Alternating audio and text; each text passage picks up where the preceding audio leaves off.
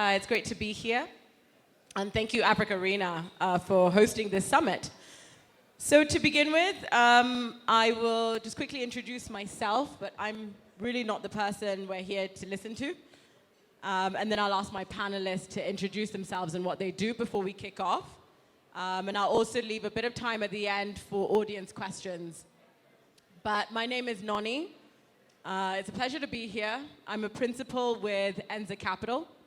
And for those who don't know Enza, we are a multi-stage Pan-African VC firm. And we invest from pre-seed to Series B, tickets of 250,000 up to 5 million. We also manage a growth vehicle that allows us to invest up to 20 million in follow-on funding. One of our key sectors is climate smart. So I am delighted to be here with my panelists. If we could please introduce ourselves, starting here with Ferris. Yeah, my name is Ferris. Can you hear me? Yeah, cool. My name is Ferris. I'm part of the Zeiss team, so I said a few words about it this morning. But in a nutshell, is an investment readiness program focused on agritech all across the continent. We've been around since 2019. We've supported 100 startups across 22 countries. What we do is providing them support during their fundraising journey, and we try to support them in a different way than other accelerators would do. Yeah, super happy to be here, and really happy to have this conversation. Good afternoon, everyone. My name is Eugene. I work as an investment principal at Mercico Ventures.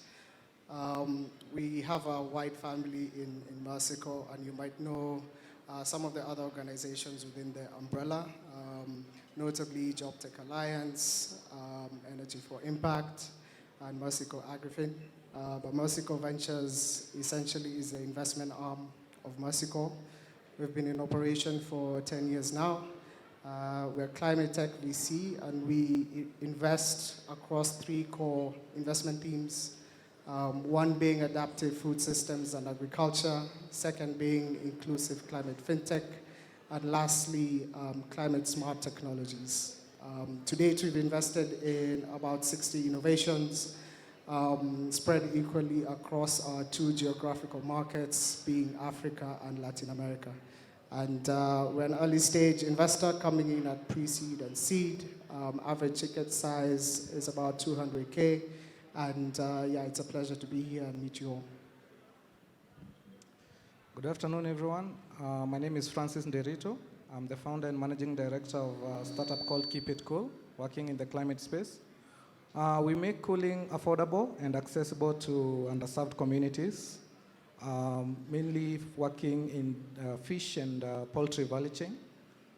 We've been doing this in the last 6 or 7 years, and we currently support close to 10,000 fisher folks and farmers as well. And yeah, looking forward to have a productive conversation. Good afternoon, everyone. I am Elas Ngotho, product marketing manager and head of partnerships at iShamba Limited. iShamba is a digital extension service platform, and we are much associated to a very popular farm makeover reality TV show called Shamba Shape Up, for those who are familiar with it. At the moment, we have signed up and assist over 550,000 farmers who are profiled on our platform. And we are very excited to be here today because we want to share the insights within our engagements with farmers as a farmer-facing organization. Thank you very much. Super. Thank you, everybody, for the introductions.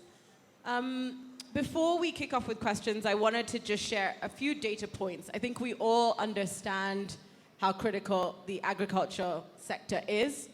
But just a couple of data points, as I mentioned. So first of all, it is one of the largest employers across the continent. So 70%, roughly 70 to 80% of rural employment is in agriculture, and about 50% overall. We also know that agriculture is not just farming. It's an entire value chain, from farming to logistics to retail and processing. And we also know that unfortunately it's highly fragmented with really weak infrastructure that limits scalability and efficiency. To add to that, urbanization and population growth are increasing the demands placed on farmers, and climate shocks, low productivity, and post-harvest losses are increasing food insecurity across the continent. So we can see that it is really, really critical for us to have this discussion, but also to invest more in this space in sort of climate-smart agricultural innovations. So beginning firstly with Francis, who is an entrepreneur in the space, I wondered if you could first define climate-smart agriculture. Thank you. So the way I would define climate-smart agriculture is,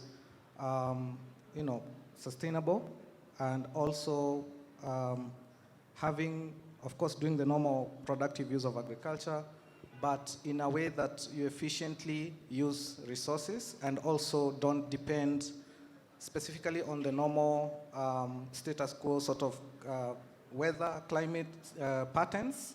And so you're able to overcome that gap, or rather that challenge where you depend solely on the normal climate or traditional patterns of climate. So you're able to overcome that, but of course doing it in a smarter and more efficient way. So that's how I'll put it simply. And I think in terms of being an entrepreneur who's trying to scale in the space, what are some of the barriers and challenges that you've experienced, and what advice can you give to some of the entrepreneurs within this space? Yeah, so I'll speak for how we try to navigate the space. Obviously, like you've mentioned, Africa in itself is 54 countries, each looking at compliance and policy in a different way. And therefore, scaling a company from one country to another is not easy. So what we try to do, for example, for Keep It Cool, instead of trying to have more geographical presence, is also, one, looking at other value chains that you can be able to scale. So vertical integration or vertical scaling as well. So we started with fish value chain. Now we are working in the poultry value chain, but within the same geographical area. And by doing so, you are able to not only have expertise in terms of understanding the compliance, but also have less operational costs, because you're still utilizing the same assets that you have, and therefore, because sustainability is becoming extremely important at this time for climate smart companies or agriculture companies. So it's very important that instead of also looking at geographical also as a way of expansion, it's also better to look at vertical scaling as well, so that you can be able to utilize fully your assets. So that's how we are approaching it. And how was your fundraising journey? How were the conversations with investors? And how did you sort of manage to overcome maybe any disconnect that you may have had? I don't know about overcoming, because we are still in that phase where we are struggling to convince some, not all, but some. And so I would put it this way, investment process is very subjective. So an investor may like your company, but may not like you. Or they may like you, they may not like your company. So some stars have to align, of course, but you have to keep pushing. We spoke to over 100 investors with about 1% success rate, or let's say 2% success rate. And yeah, it takes a lot of work to convince them. So 98% failure rate is not easy to withstand. But you just have to be resilient and continue pushing. So some of the challenges, of course, there is a bit of mismatch within the ecosystem, where somebody says they are climate investors, but they have even more aggressive terms than the local Shylock. And so we have some of those challenges. And also we have people who say you're too small or too big, you have to meet these KPIs. And so there's a bit of mismatch there, and probably there's a bit of more profiling that needs to be done for investors as well, not just for the entrepreneurs, and say as entrepreneurs, we need to find a way to validate investors and say this investor have very good terms or they have very good deal process. But that is not yet in existence, and therefore some of the investors take advantage of that. But so far, we have been able to overcome some of those challenges, of course, by speaking to as many people as possible, building relationships as early as possible, and just trying to understand what the tipping point for that investor is, what makes them make that decision to invest in you, and trying to understand that what exactly they want and they're looking for, and looking for synergies, and that's how you get there. Okay, thank you. Moving on to you, Eugene, as an investor. Could you tell us a little bit about how you're looking to deploy in the space, how you assess the risk, return, and impact, or any kind of frameworks you use when evaluating early stage climate smart agri innovations? Yeah, so in terms of deployment, I guess over the past decade, we've been investing across Latin America, Sub-Saharan Africa. Speaking to Sub-Saharan Africa, we've been investing in, I guess, mostly in the big four markets, Kenya, Nigeria, and the likes. But now there's more impetus, at least internally, to spread ourselves, also from a portfolio construction perspective, to look at other secondary markets, because what we believe is our dollar invested can go a longer way or further in some of these core markets. So we've been looking at innovations in Tanzania, for example, and they're really smart innovators coming out of programs which are supported by universities and accelerators. So that's one of the ways that we're trying to diversify. From a framework perspective, when we're assessing climate adaptation and resilience innovations, a couple of years ago, we created a framework, and this was informing our investment process. It was closely guarded in-house, but since then we've made this public in an effort to improve transparency and also to have like a peer-to-peer learning framework. But within this process, we sort of have key components to this framework. And the first component that I'd like to highlight is related to just having a clear understanding and definition of the linkage from a climate resilience perspective. And when looking at the innovations, it could be either direct, where within the direct models we would see innovations like irrigation, crop insurance. The second one would be more of an indirect intervention where you're looking at market intelligence platforms, supply chain risk platforms, and then a layer beyond that, after we've defined it, is just assessing the stage of impact. Because within the climate adaptation and resilience space, it's hard to find a standardized or pinpoint a metric. So we try and bucket it in three categories related to where we see the climate impact. It could be from a preparation perspective of the climate impact.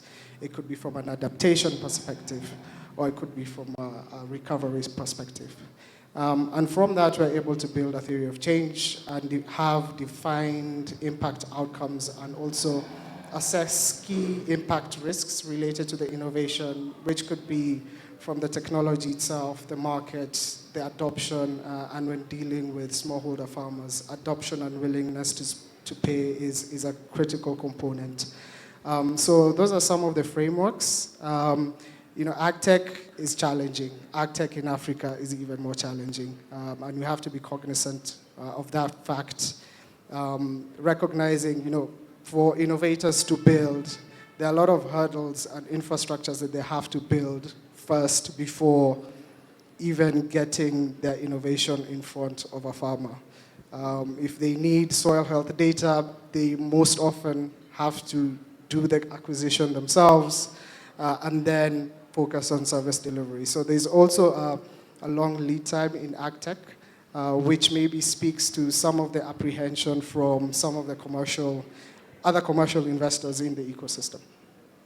Actually, I was going to ask a question about commercial investors, what do you think is really kind of holding them back or preventing them from deploying meaningfully in the space? And what kind of strategies do you think we could employ to encourage more active investment?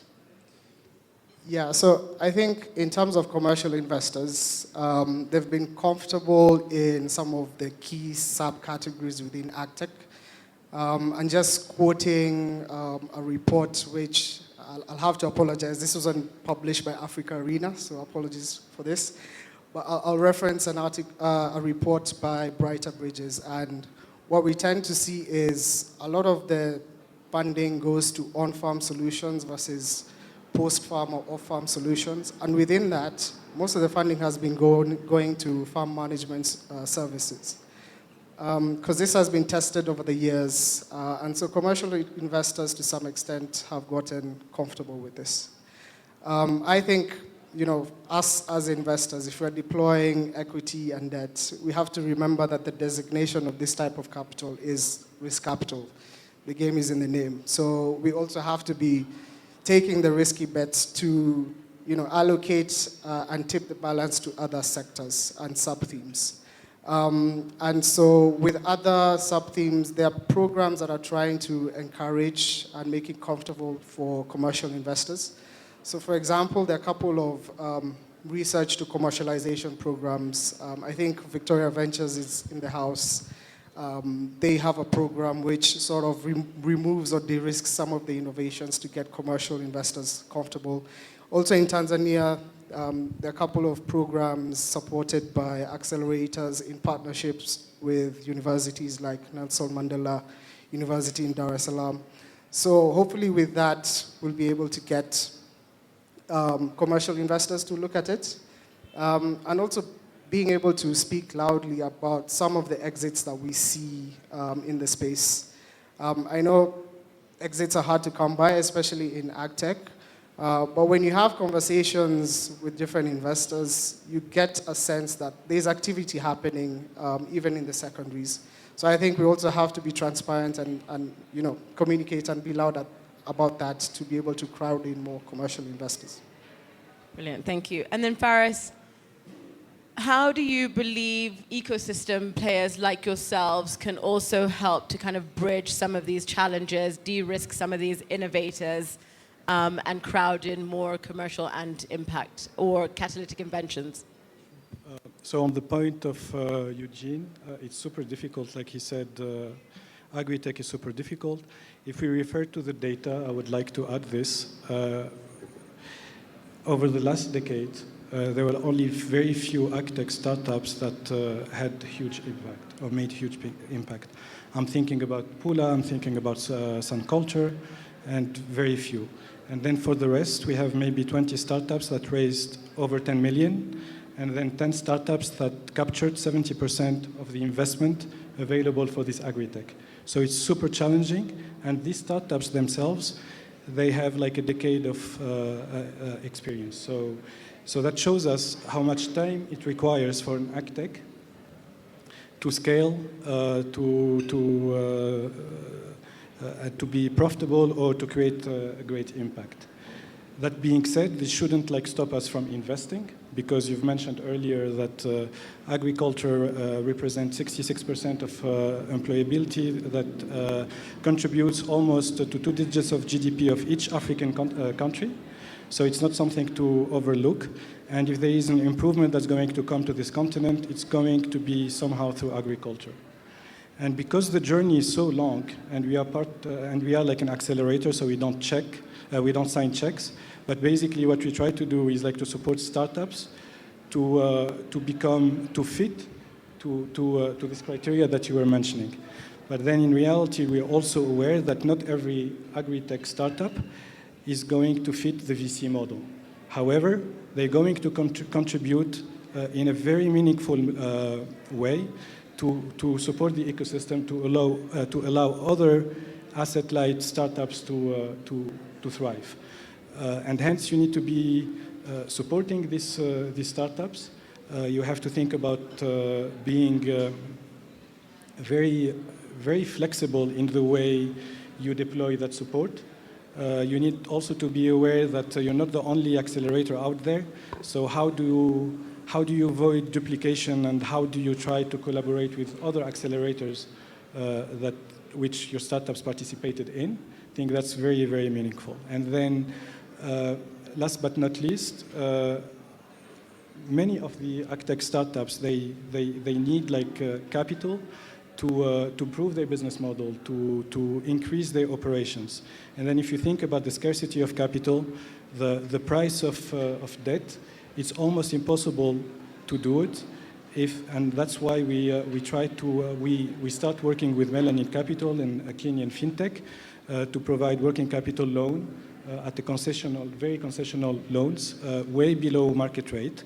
And that's going to give a little bit of breath for the startup to kind of test the model, improve their collection processes, maybe adjust their revenue model, or thinking about margins, and then they can have a clear idea about how their business would look like if they would like to grow and service commercial debt. So basically, in a nutshell, what we try to do is support them, because the fundraising journey usually takes longer than what the founder anticipates, and then we want to be there, help them during this time until they find the appropriate investor. Brilliant, thank you. Elias, I'm going to move to you quickly. You mentioned that you have about 550,000 smallholder farmers in terms of your reach. Could you share a little bit about how the ecosystem can bridge the gap between these innovators, grant makers, accelerators, investors, and actually the smallholder farmers? Yes, that's a very good question. I think let's start with data, because data is the bloodline of our core business, talking to farmers and ensuring farmers are well equipped to be productive. I think first there needs to be systems in place that could collect data efficiently, and not just collecting data for reporting, but collecting data for farming. There's a difference to that. And I think that is where most agtech startups go wrong. We are so keen on reporting rather than collecting data that will help facilitate farmers to be more productive.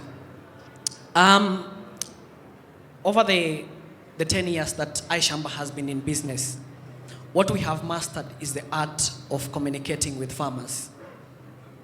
And from our experience, what we think really works is, let's be honest, let's be truthful. There's a lot of innovations, there's a lot of tech, there's a lot of everything. But I have a feeling all these approaches are not bottom up. They are up, down. So what we have done is we first try to understand what farmers need and how they want to be communicated. Is one thing sending a farmer information and technologies and asking them to do whatever you want them to do. Is another having them actually implement what you are telling them. So what I think really works first is using simple tech. Take the complicated tech remote sensing, simplify it, make it very simple, communicate it, be it through SMS, because recently we did a research and we communicated to farmers asking them the most preferred.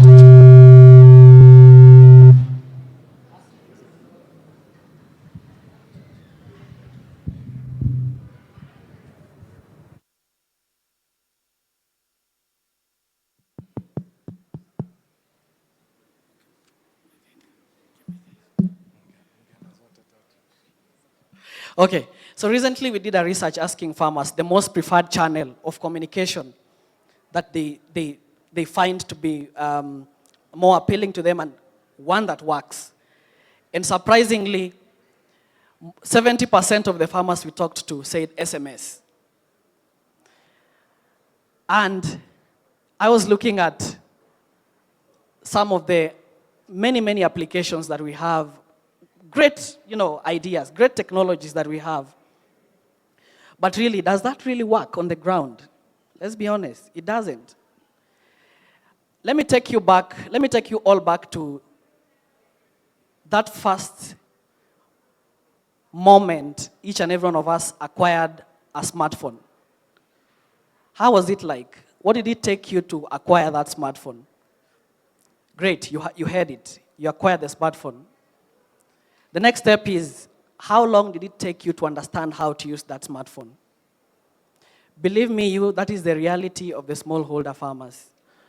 Those who have the smartphones, they do not have enough knowledge to maneuver around the technologies that we are giving them.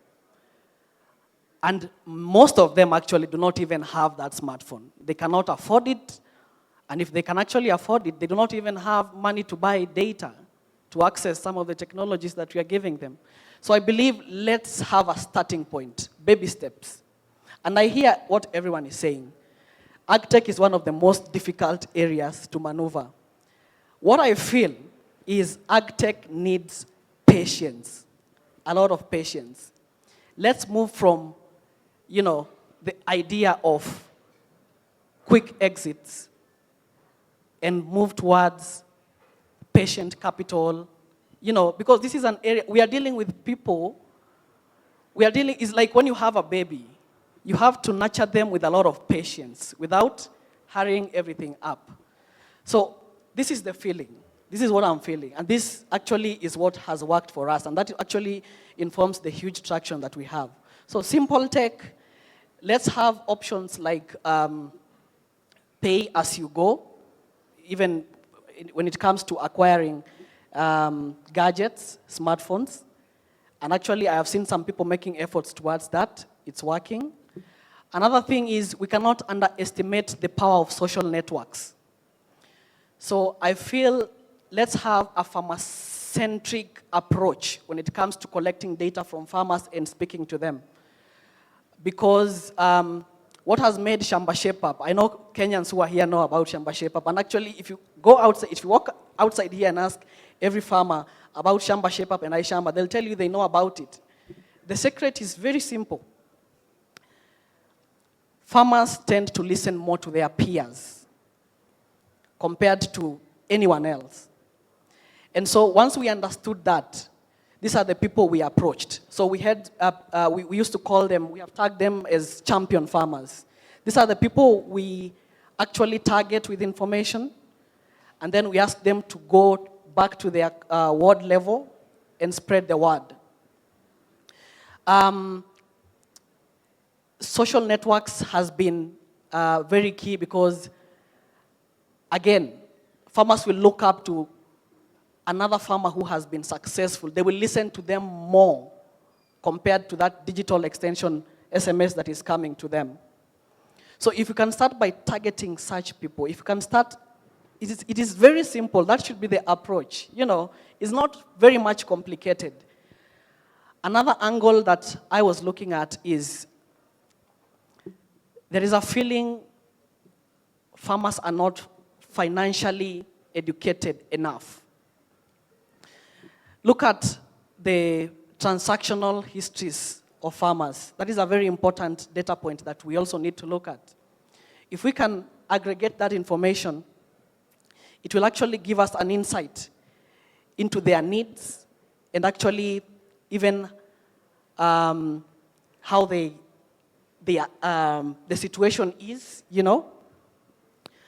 And actually with this information, we will be able to build their credit scores. We'll be able to see the loopholes in regards to the areas that farmers need to be educated on. We recently approached a bank, and banks are actually very hesitant to give farmers loans. It's not working. Let's be honest. It's not working. And so I was like, no bank is willing to give these farmers money. So where is the issue? So we tried it out. So we approached a bank. My colleague is here, Brenda. She's actually the one who initiated that. And when we gave the bank a list of farmers to, like a pilot, kind of thing. The bank came back to us and they told us most of these farmers do not even have a bank account existing.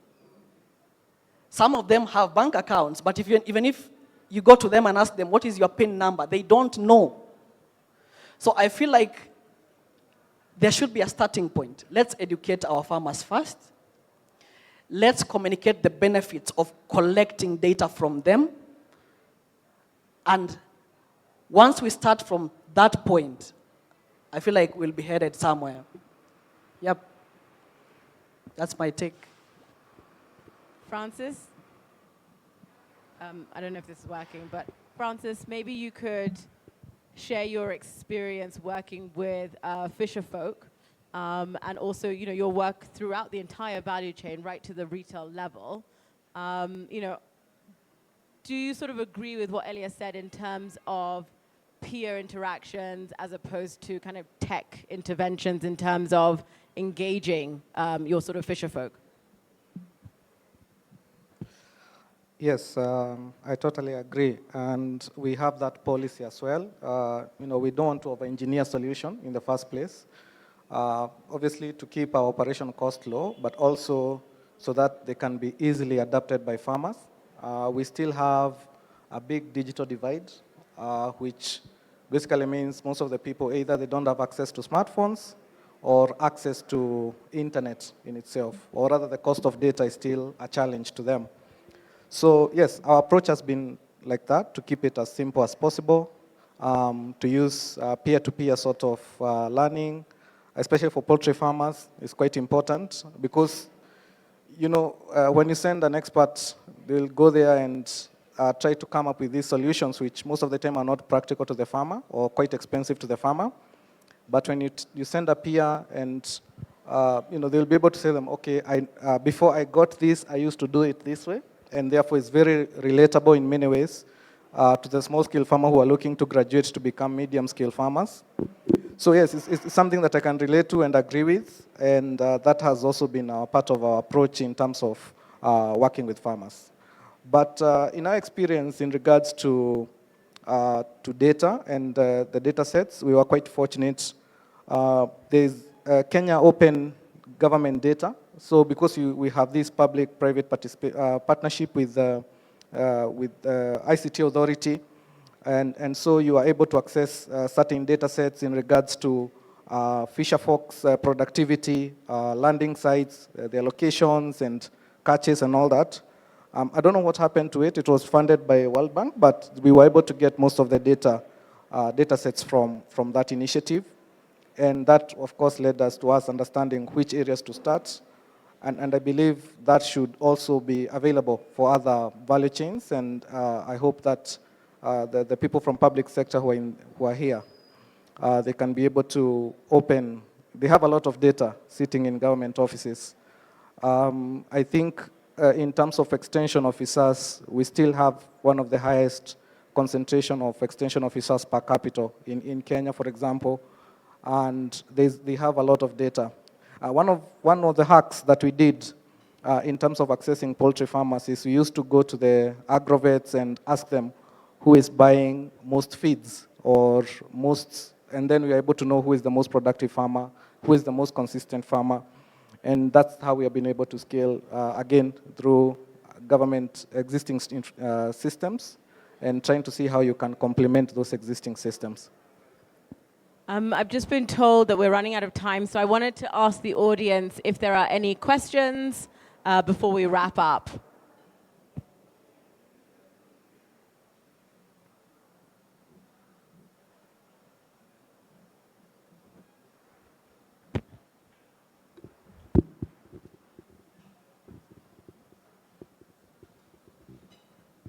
Hi, thank you for the panel.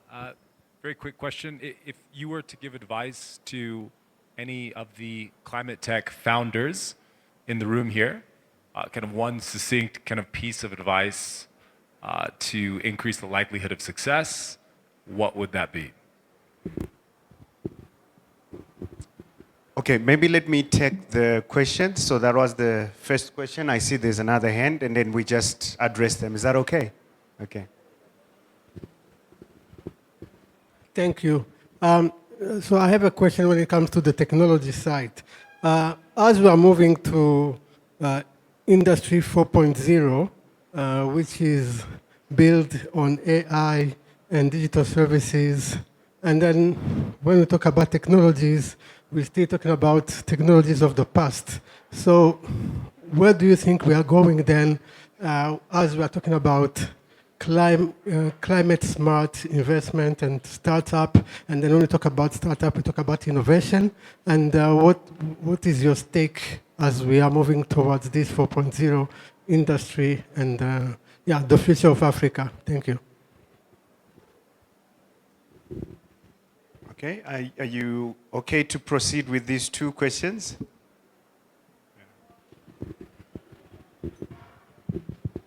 Hello?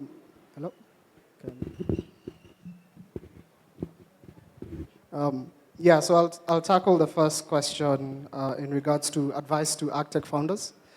I think sometimes agtech founders get caught up in wanting to build a near perfect solution. So for example, if they are building a platform or a device that is looking to tackle soil health analytics, they may get to a point where the efficiency of that device is 85%, but they want to get to 90 or 95%. But it makes sense to get it in the hands of the farmers. And I think you need to really try and get an understanding of what is the additional benefit of getting from 85 to 95 for the farmer, for you as a business, and the costs associated with that. So getting into this fixation of having a perfect solution, I think it's important to just get it in the hands of the consumer, get the feedback, and then assess whether you need to advance it even more.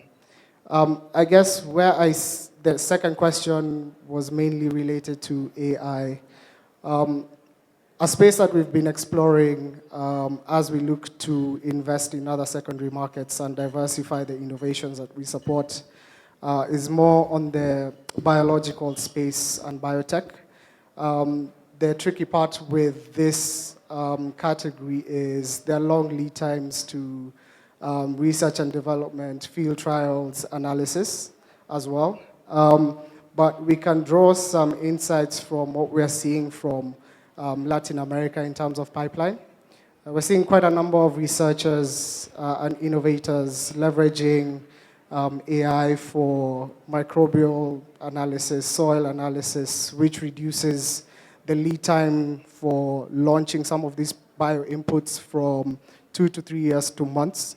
So in terms of AI and its application, I think there are interesting applications that we can see in agriculture to advance food security, food independence, and advance IP on the continent.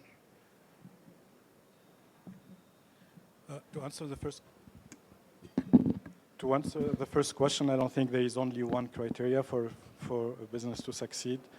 I think for success you need many stars to be aligned, and I think one good criteria is to focus on the business side of the solution from the very early on. At the end of the day, it's a business that you have to run. So you need to make sure that you master your processes. You can generate revenue and collect cash. You can have a clear idea about your margin. That's how you can be appealing to some of the investors. Another thing would be to readjust your expectation and be really aware of who you're talking to. Try to understand the mandate of the investors that you're talking to. Are they interested that you create more impact at the smallholder farmer, or are they looking for something much more tech-enabled, and then you would change? Either you would adapt your thesis, your impact thesis, or you would decide which investor you would talk to. That research that you would do in the background would save you a lot of time than taking calls one after the other and facing rejection.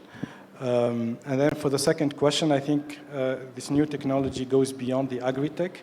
Of course, it's super difficult to compete with the global north on certain topics when it comes to AI. But here in Africa, what we know is we can become champion in renewable energy, and once we become champion in renewable energy, we can take that wave and try to see how we can leverage this energy that would be more efficient than the energy that would be available elsewhere, and how to take the opportunity of that.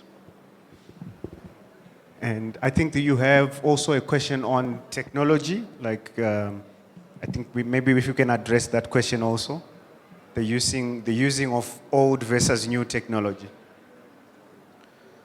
Yeah, so maybe I can try to answer that question. So my background is in computer science. I'm pro-technology in many ways. But if you look at the natural progression of technology, is that like 10 years ago, we were speaking about big data and IoT, and that's what has led us to now to AI.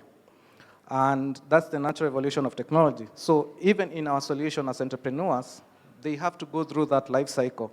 You cannot bypass that, building, AI, or rather IoT, sensors, building a lot of data around that, because you cannot train AI model with 1,000 farmers.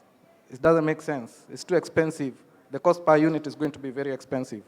So you have to start at the census level, have that work, then evolve to building now, having collection of data, have big data sets, then you can start training your AI models on that data sets. But most of us, we want to execute AI, yet we have 100 farmers on our platform, 1,000 farmers. In my opinion, I think an AI model should be at least 1 million farmers and above. Yeah, I think that question was also heavily addressed to me, right? Yeah, so when I am advocating for simple technology, I'm not really like saying we do away with the complex tech. All I'm trying to say here is there is the complex tech, but how is that complex tech communicated to that smallholder farmer in the most remote area? So all I'm saying is let's harmonize the complex tech with simplicity so that the farmer can digest and understand how to use it. For instance, right now, iShamba gets thousands and thousands of questions, especially after Shamba Shape Up has aired. And so we are not able to address those questions manually. So what we are doing now, we want to integrate AI using open APIs so that gradually we can train the AI using the data sets we have since our inception. We have those questions and answers data that we have on how to communicate to the farmer. So basically, it's just that connection. And what I'm saying here is it's a gradual process, and farmers will embrace, as time goes by, the new technologies and the complex technologies with time. Of course, there is a tech-savvy farmer and a non-tech-savvy farmer. So, yeah. Super. I'd like to thank my panelists for sharing their experiences and advice. And again, thank you once more to AfricArena for inviting us.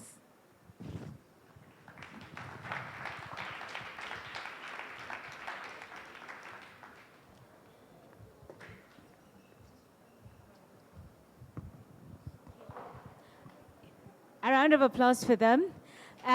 You can stand up for a group photo before you leave the stage. And they've just